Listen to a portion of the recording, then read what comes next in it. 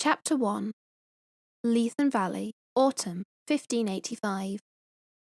The Laverocks were busy that autumn, singing their sweet song as we attended to the harvest. I have always loved bird call, from the liquid notes of the blackbird that sweetens the summer, to the evocative call of the geese as they wing their way northward in the spring and return in the autumn. And that year of 1585 was no exception. I stopped my work to listen to the Laverocks, trying to spot one in the vastness above. "The barley won't gather itself, Jeannie," my father said, "so get busy with that reaping hook."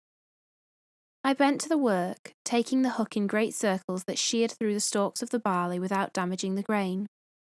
It was hard work, but necessary, for every stroke added to our winter store and increased our security for the coming harsh days of winter. As I worked, I looked around, savouring the valley in which I had lived all my life. We farmed in the traditional manner here in the Leithen Valley, with long rigs of grain set between those holding hay for winter fodder, and strips of land left fallow for the following year. The rigs stretched from the edge of the floodplain of the fast-flowing Leithen water and rose to the green slopes of the hills that enclosed us on the three sides. To the east was Ward Law, the hill on which father posted a watchman to look out for reivers, for the devil and all his associates were unchained as the nights lengthened and the darkness encouraged theft, pillage, and reiving. Chief of our devils were the Veitches, who lived in Fallardale, over the waste of hills on the west side of our valley. I saw my father cast anxious eyes to the sky as a spatter of rain dampened us. "We'll finish this before the coarse weather comes in," he said, "and we'll pray for the sun. It's not the weather that concerns me." Mother was 20 paces lower down the slope. "It's that smoke in the air." We all stopped at the words, sniffing at the air as if we were dogs.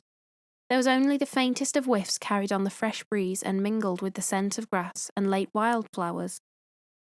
Father nodded. "The wind's carrying it from the north," he said. "Evil's way." "It may only be a house fire," I said hopefully. "It may be that," Mother said. We both knew that it was not. The weather was not cool enough to light a fire. Smoke meant fire, and fire meant trouble. September was early for the riding, or reiving season to begin, but that smoke was troublesome. "The Veitches are riding," Mother said, and glanced at the spears we had piled at the edge of the field rigs. Father cupped his hands to his mouth. Willie, Telfer." He had the knack of catching the wind to help carry his words.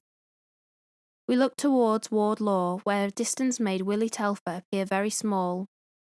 He raised a hand in acknowledgement. "Is all well?" Father bellowed. "All's well," the words came faintly to us. "Is there any sign of the Veitches?"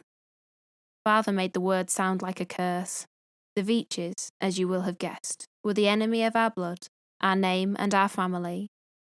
Nobody knew when the feud with the Veitches had started, although there were many rumours and tales. I only knew that, as far back as time, the Tweedies and the Veitches had been enemies and always would be. The very name of that family made Father's lips curl and his hand reach for his sword, and I was sure that the name Tweedie had the same result if uttered in the foul valley of Fallardale of the Veitches. "No sign of them," Willie Telfer called out. "As well," Father said, "for if they were to strike when half the men were at the summer shealing, we would be hard pressed to fight them off." "The Veitches are also at the summer shealing," Mother reminded gently. "They will not come during the harvesting." I was not sure if I was more relieved or disappointed. Part of me was afraid of these devils, the Veitches, every one of whom was trained since birth to murder Tweedie men and ravish Tweedie women. But another part of me thrilled to see my menfolk in action, to hear the clash of sword on sword and see the brave deeds and bold actions. I had been brought up on the border ballads, you see, and believed in the tales of chevaliers and hardy knights. I also knew the sordid reality of cattle theft and torched cottages, as did we all. "My Robert would see them off," I said, more loudly than I intended. "Your Robert?" Mother injected scorn into those two words. "He is not your Robert, Jeannie, my lass, and never shall be." She shook her head. "He's the younger son of a minor house and hardly fit to talk to you. Push him out of your mind, Jeannie, and cast around for a more suitable man."